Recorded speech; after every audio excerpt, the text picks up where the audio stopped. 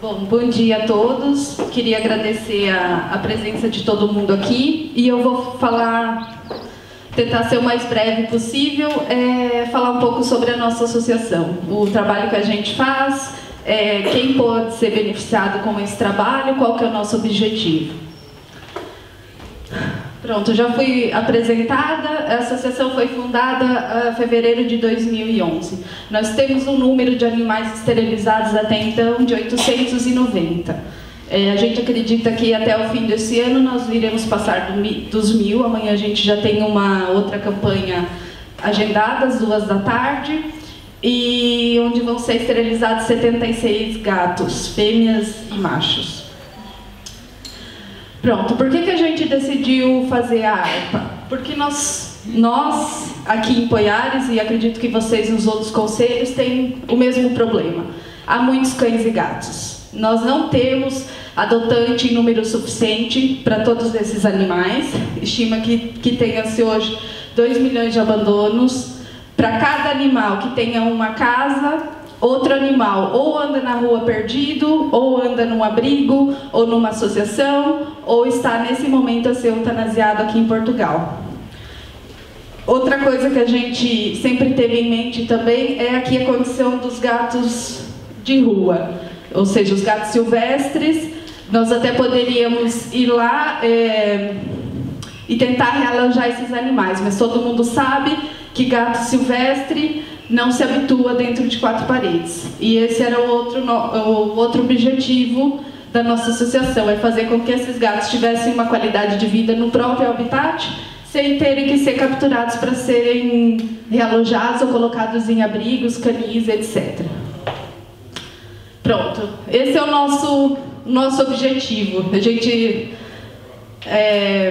às vezes se depara com alguns problemas e pensamos que a gente até está longe disso, mas esperamos que um dia a gente chegue lá, que seria esse dia em que nenhum cachorro ou gatinha que nasça seja considerado um excedente indesejado, né?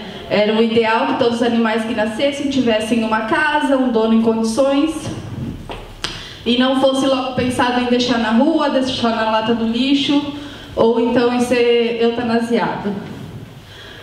O que a ARPA faz? A ARPA desenvolve campanhas informativas e educativas sobre esterilização, tanto no caso aqui para colegas médicos veterinários, como exemplo desse seminário. Nós já realizamos também 2 workshops sobre o SED, a explicar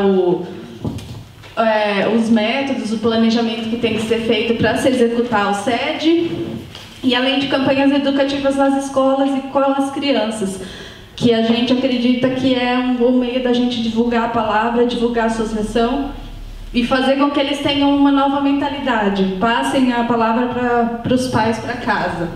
O SED nos gatos de rua, que é uma das outras formas que a gente desenvolve o nosso trabalho, e as campanhas de esterilização a preço reduzido, de forma a tornar os preços da esterilização acessíveis para os proprietários carenciados. Depois eu vou explicar essa parte, o que a gente considera o proprietário carenciado, mas são aquelas pessoas que a gente sabe que não teriam condições de ir num veterinário particular, numa clínica normal e pagar o preço normal de uma esterilização.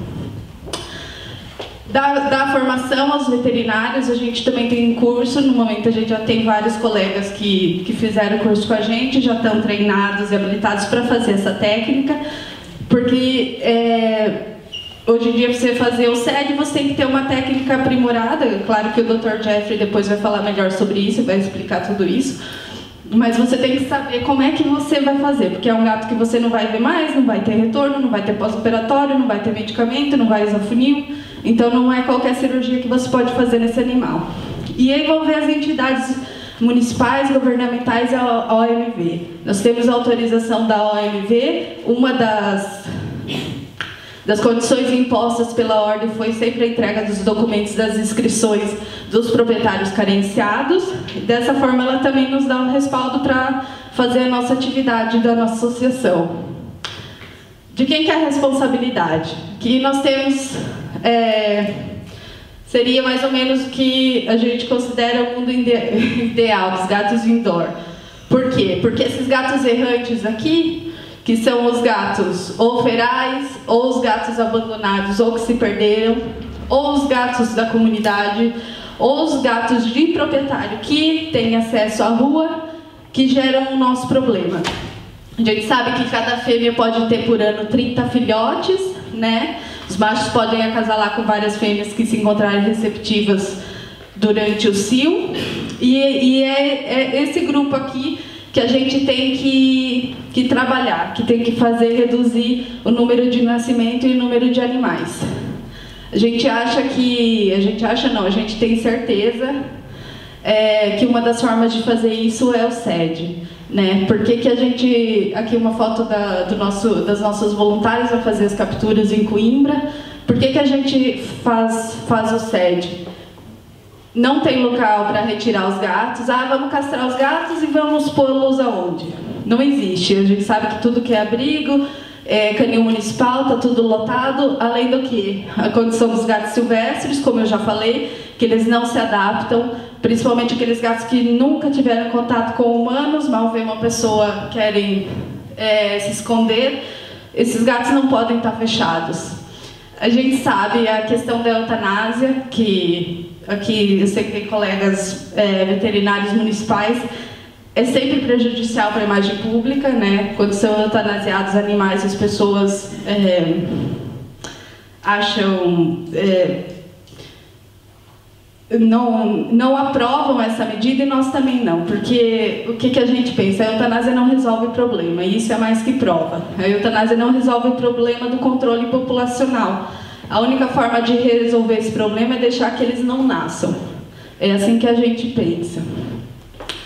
Os fatores a ter em conta quando se aplica o SED: bem-estar, da segurança das pessoas e dos animais, principalmente, e esterilizar a colônia na totalidade. A gente tem vários estudos, e até por experiências próprias, algumas não tão bem sucedidas, de quando a colônia não é esterilizada na totalidade. Em questão de 6 a 8 meses, ela volta ao número inicial ou até um número maior do que tinha antes. A questão das fêmeas primeiro. As fêmeas, geralmente, quando se sabe, as pessoas têm aquele intuito de fazer as fêmeas primeiro, mas o que a gente explica é que tem que ser feito todos os animais. Não adianta só fazer as fêmeas, mas sim também fazer os machos, em todas as idades. Por isso que aqui a gente emprega a técnica da esterilização pré-pub, que o Dr. Jeffrey vai explicar depois. Desde um dia de vida, esses animais já podem ser esterilizados. A gente sabe que só tem essa oportunidade para capturar esses animais, e é nesse dia que a gente tem que fazer isso. Trabalhar perto dos protetores, que são as pessoas que estão efetivamente lá, cuidar os animais, alimentar os animais, até para a gente poder ter um feedback de saber como é que aquela colônia está depois da esterilização, se tem algum membro novo ou não, e utilizar o equipamento certo e de modo apropriado para cada grupo de gatos. Nenhum é igual ao outro, e a gente precisa estar preparado para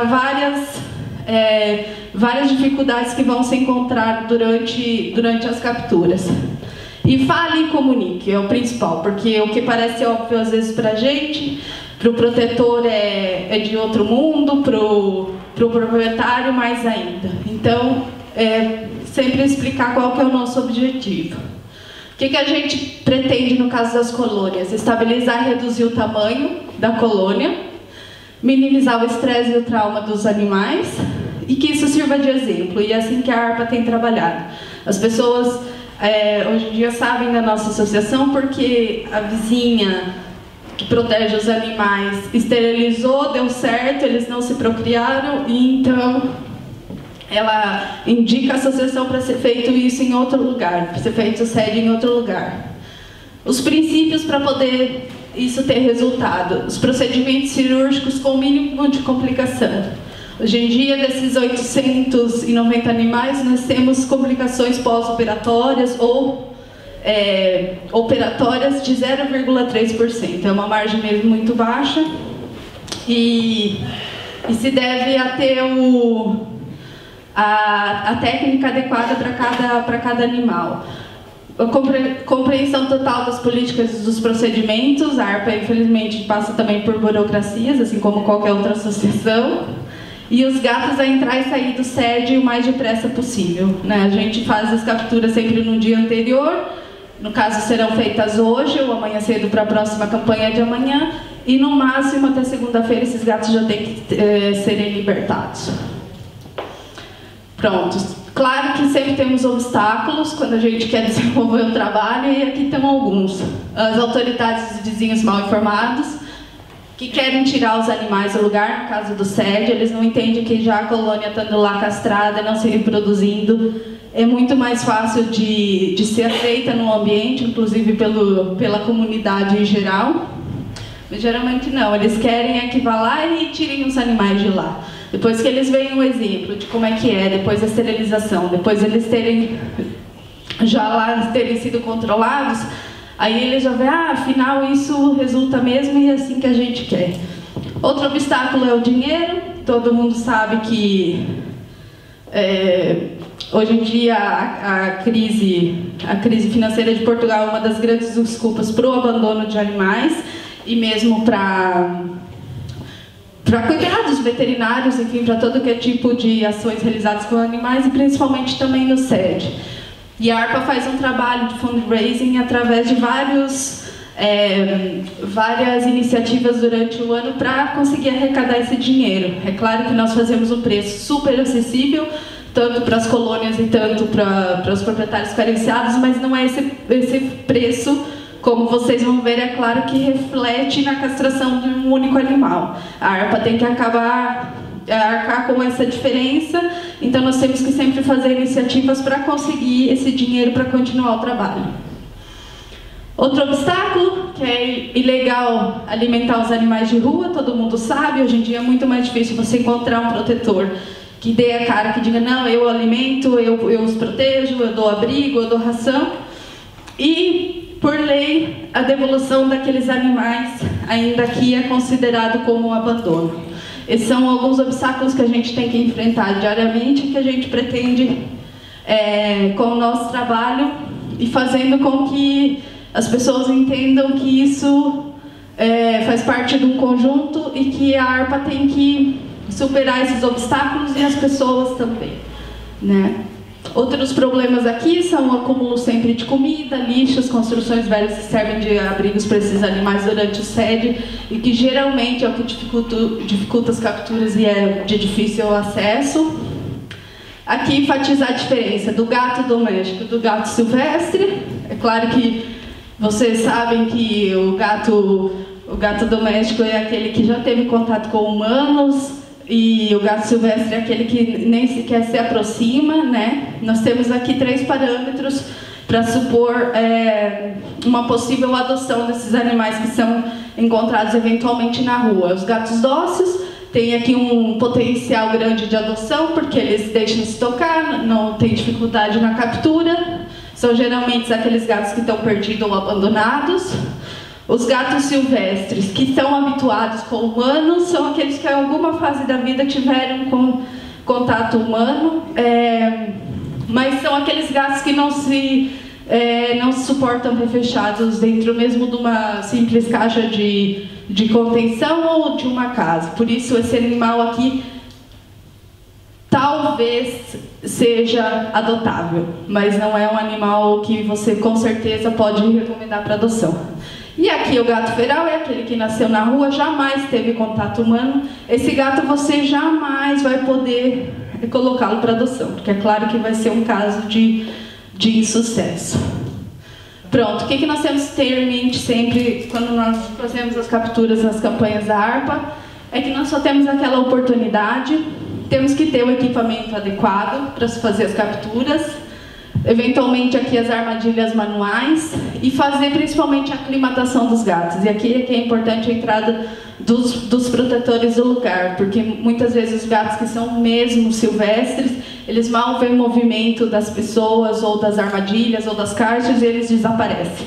Então é pegar essas caixas aqui, essas armadilhas, deixar lá uns dias antes para eles ir se habituando com a presença daquilo, para no dia da captura eles não verem aquilo como uma coisa muito estranha e entrarem lá dentro para comer.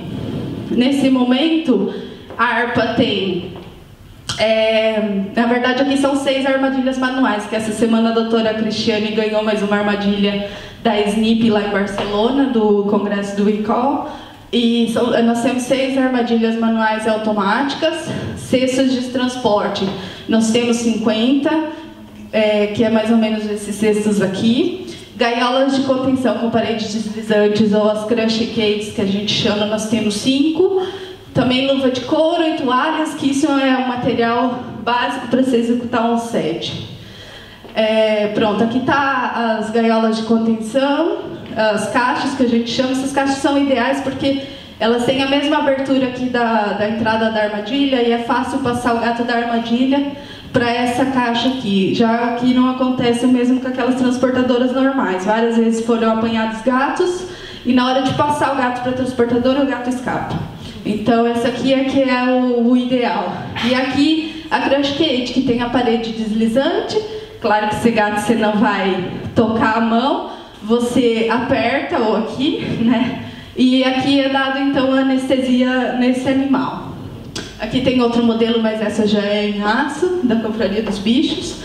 Outro princípio fundamental do SED, corte de orelha. Não existe SED sem corte de orelha. O animal vai voltar para a rua, ele tem que estar identificado com o corte da ponta esquerda da orelha, mais ou menos 1 centímetro, com uma pinça hemostática reta e corta-se com bisturi.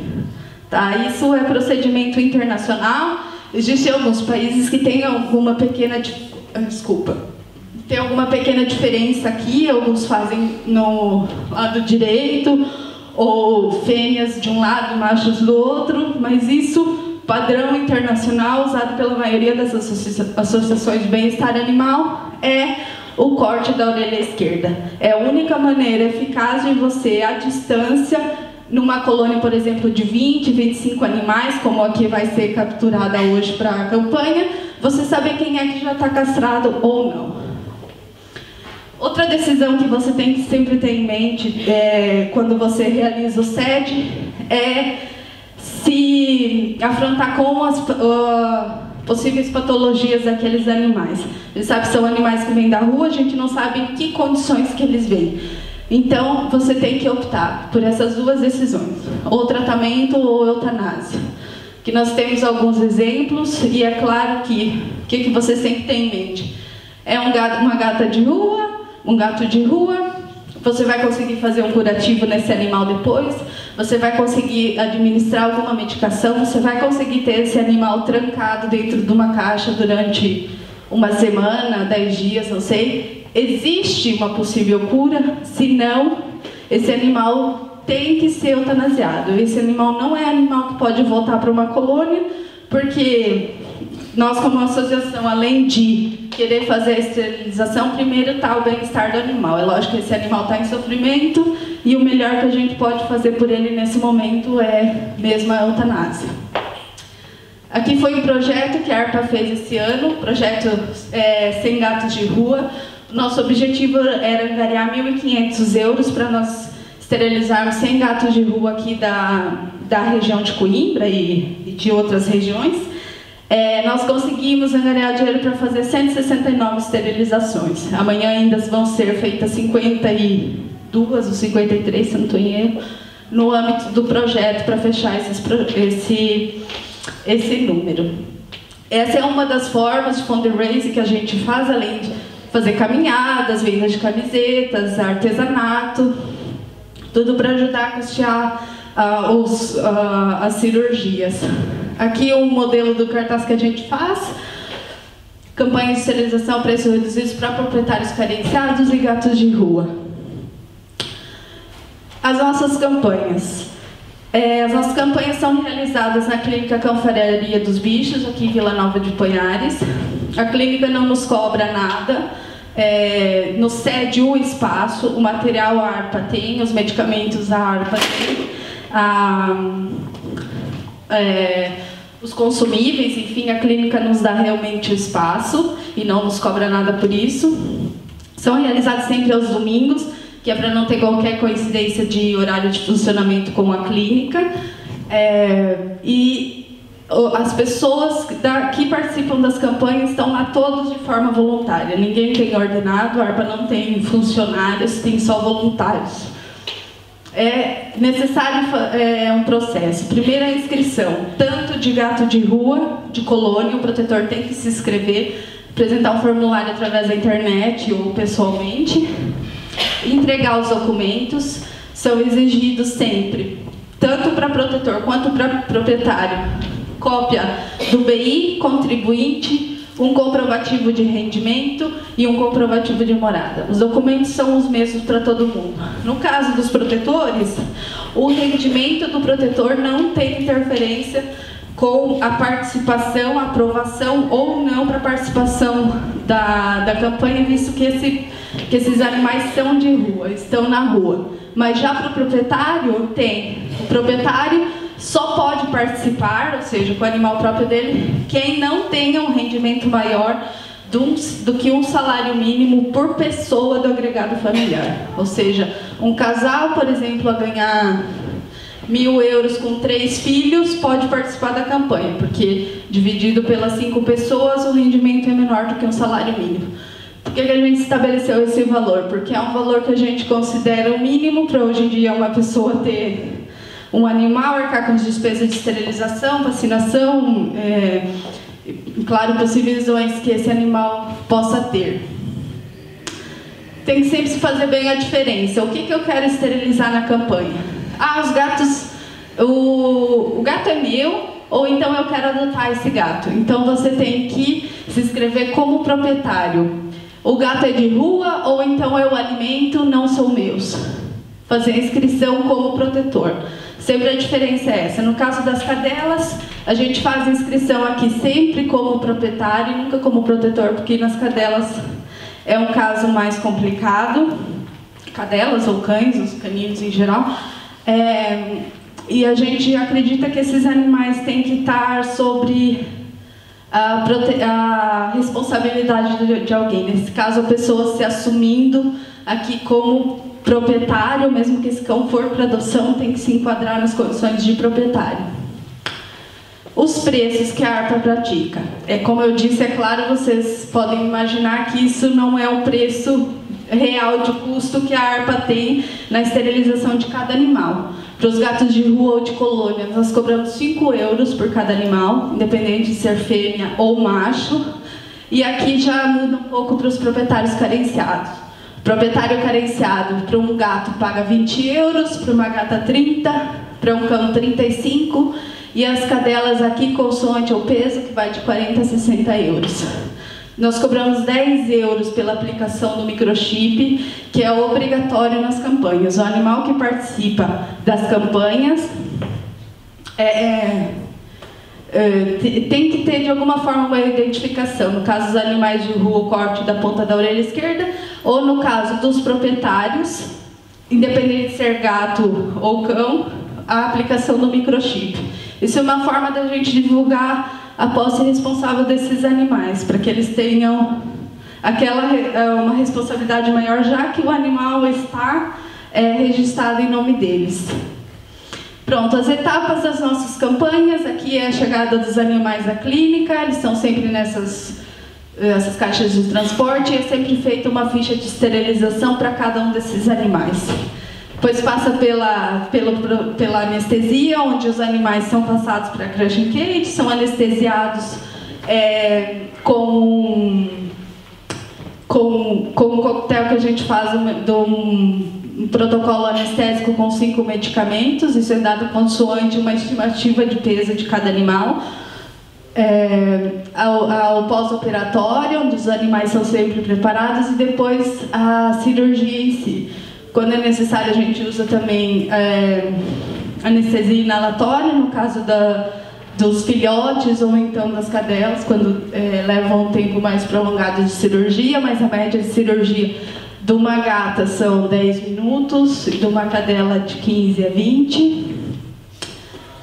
Pronto, aqui umas fotos dos nossos voluntários a fazer as cirurgias nos dias da campanha. Aqui uma foto exemplificando a esterilização pediátrica que a gente faz, ou seja, mas tem lá na colônia uma gata cheia, mas ela é uma gata cheia, está quase a parir. Também vai para a campanha. Nós não deixamos nenhum animal de lado por qualquer motivo. Seja se o animal está doente, aí já entra naquele caso de decidir entre um possível tratamento, uma possível eutanásia, ou então, no caso da gata ter filhotes, mas ela pariu há 15 dias.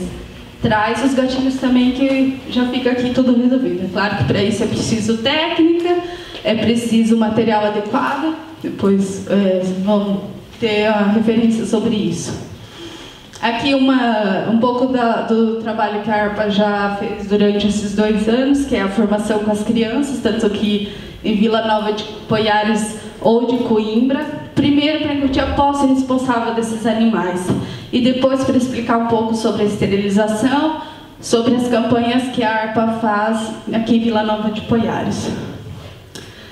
Bom, acho que era isso que eu tinha para falar para vocês. Aqui está o exemplo de uma colônia, aqui na foto eles ainda não tinham sido esterilizados, mas agora já estão todos. Fica aqui o nosso e-mail para quem tiver alguma dúvida ou queira mais esclarecimentos, depois entrar em contato com a gente.